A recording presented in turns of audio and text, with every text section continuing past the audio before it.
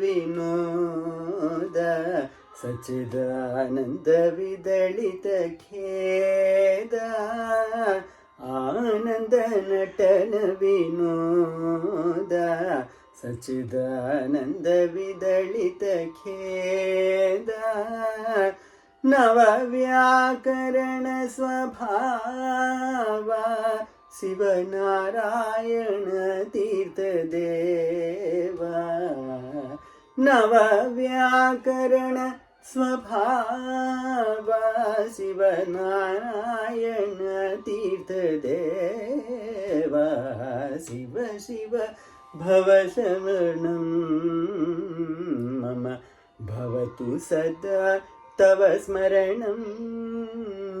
शिव शिव भवशरणं मम